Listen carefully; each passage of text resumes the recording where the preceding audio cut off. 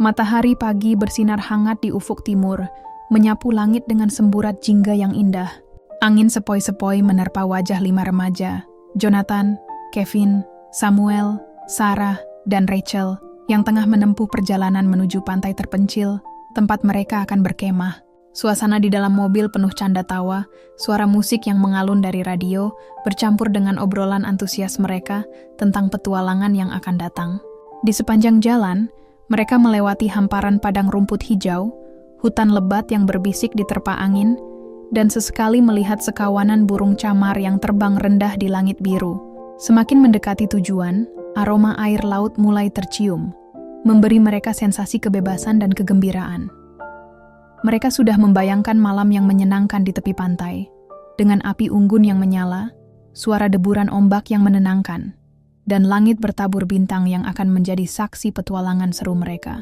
Malam itu, api unggun berderak di tepi pantai terpencil, di mana 5 remaja, Jonathan, Kevin, Samuel, Sarah, dan Rachel, berkemah untuk menikmati petualangan musim panas mereka. Langit dipenuhi bintang, dan ombak bergulung dengan tenang. Namun, di balik keindahan malam itu, sesuatu yang tak terlihat mengintai. Saat mereka bersiap tidur di dalam tenda, suara langkah kaki terdengar dari kejauhan. Awalnya, mereka mengira itu hanya suara ombak yang menghempas bebatuan, tetapi ketika Kevin keluar untuk memastikan, ia melihat jejak kaki misterius di pasir menuju hutan di sekitar pantai. Jejak itu tidak berasal dari mereka. "Siapa yang datang ke sini malam-malam begini?" tanya Samuel dengan nada waspada. Mereka mencoba mengabaikannya dan kembali tidur, tetapi gangguan aneh terus terjadi. Malam sebelumnya, suara ranting patah dan langkah kaki berlarian terdengar di sekitar tenda mereka. Tetapi ketika Jonathan dan Samuel mengecek, mereka tidak menemukan apapun. Tidak lama setelah itu, suara bisikan samar terdengar dari arah hutan, membuat Rachel dan Sarah saling berpegangan erat. "Mungkin hanya angin," kata Jonathan mencoba menenangkan. Meski dalam hatinya ia merasa ada sesuatu yang aneh. Saat mereka mencoba tidur, tiba-tiba terdengar suara benturan keras dari dekat peralatan masak mereka. Ketika Kevin menyorotkan senter, mereka melihat panci dan peralatan makan mereka berantakan di pasir, seolah-olah ada yang sengaja menendangnya. Keesokan paginya, mereka menemukan pesan aneh yang terukir di batang pohon dekat perkemahan mereka. "Pergilah sebelum terlambat." Huruf-huruf itu tergores dalam dan tampak dibuat dengan benda tajam. Jantung mereka berdegup kencang. "Ini bukan kebetulan," bisik Rachel. "Ada yang ingin kita pergi dari sini." Mereka berusaha untuk tetap tenang dan menghabiskan siang dengan bermain di pantai. Namun, ketika sore menjelang, mereka kembali diganggu oleh hal-hal aneh. Tali tenda mereka yang sudah terikat kuat tiba-tiba terlepas, membuat tenda roboh begitu saja. Kevin bersumpah ia telah mengikatnya dengan benar. Saat malam tiba, sesuatu yang lebih menakutkan terjadi. Dari arah hutan, terdengar suara teriakan panjang yang melengking, membuat bulu kuduk mereka merinding. Samuel menyorotkan senter ke arah hutan, tetapi tidak ada siapapun di sana. Ombak yang tadinya tenang tiba-tiba menjadi lebih besar dari biasanya, seolah-olah ada sesuatu di dalam air. Ketakutan mereka semakin menjadi ketika mereka menemukan jejak kaki asing di sekitar tenda mereka. Jejak itu tidak seperti milik manusia biasa, terlihat lebih panjang dan tidak beraturan. Mereka berlima semakin yakin bahwa ada sesuatu yang mengawasi mereka. Namun kali ini, saat mengecek jejak kaki yang muncul di sekitar perkemahan, Jonathan menyadari ada satu jejak samar yang tidak sengaja ditinggalkan oleh pelaku gangguan misterius itu. "Lihat ini," seru Jonathan. Dengan senter di tangan, mereka menelusuri jejak kaki tersebut, yang tampak menuju ke dalam hutan dan terus berlanjut hingga ke tebing pantai. Nafas mereka tertahan saat jejak itu berakhir di mulut sebuah gua besar yang tersembunyi di balik bebatuan. "Sepertinya ini bukan gua biasa," bisik Sarah. Matanya dipenuhi rasa penasaran sekaligus takut. Ketika mereka melangkah masuk ke dalam gua, udara menjadi dingin dan lembab. Cahaya senter mereka menyoroti dinding-dinding yang kasar, dan bayangan-bayangan yang bergerak seiring dengan langkah mereka. Tiba-tiba, suara langkah kaki bergema di belakang mereka. "Lari!" teriak Jonathan. Tetapi sebelum mereka bisa kabur, beberapa pria bertopeng muncul dari bayangan. Salah satu pria tinggi dengan wajah kasar mencengkeram lengan Kevin dan menariknya. "Kalian tak seharusnya ada di sini." Suara berat pria itu bergema. Dalam hitungan detik, mereka berlima dikepung, diringkus, dan diseret lebih dalam ke dalam gua. Di dalam gua, mereka mendapati bahwa orang-orang itu bukan sekadar penghuni misterius, melainkan buronan yang bersembunyi dari kejaran hukum. Mereka telah lama tinggal di gua itu dan kini merasa terancam karena kehadiran para remaja tersebut. Para penjahat itu sengaja menakut-nakuti mereka agar segera pergi dari wilayah itu. "Kita harus melakukan sesuatu," bisik Sarah, mencoba tetap tenang meskipun tubuhnya gemetar ketakutan.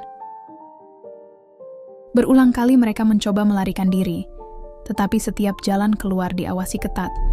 Para penjahat itu berjaga dan beristirahat di mulut gua. Kevin mencoba memanjat dinding gua yang kasar, namun salah satu penjahat dengan cepat menariknya kembali. Ketika segala usaha gagal, mereka akhirnya berlutut dan mulai berdoa dengan sungguh-sungguh. "Tuhan, kami tak punya kekuatan sendiri, tetapi kami percaya Engkau akan menolong kami," bisik Rachel dalam doanya. Air mata mulai mengalir di pipi Sarah. Samuel mengepalkan tangannya dengan erat. Suaranya gemetar namun penuh keyakinan. "Tuhan, jika Engkau bersama kami, tidak ada yang bisa melawan kami. Kami percaya Engkau punya jalan keluar bagi kami. Tolong kami ya Tuhan." Doa mereka semakin dalam dan penuh harap, di tengah keputusasaan, di tengah ancaman yang tampak mustahil dihadapi. Rachel dan Sarah mulai bernyanyi menaikkan penyembahan. Ada rasa tenang mulai mengalir di antara mereka, akhirnya mereka berlima pun berdoa dan bernyanyi bersama. Para penjahat itu mulai marah dan membentak mereka, tetapi mereka terus menaikkan pujian dan penyembahan. Mereka tak peduli apapun lagi, hanya hadirat Tuhan saja di sini, saat ini. Tiba-tiba sesuatu yang luar biasa terjadi. Suara ombak bergemuruh makin keras, diikuti oleh suara gemuruh tanah. Batu-batu di dalam gua mulai runtuh, menciptakan kekacauan di antara para penjahat.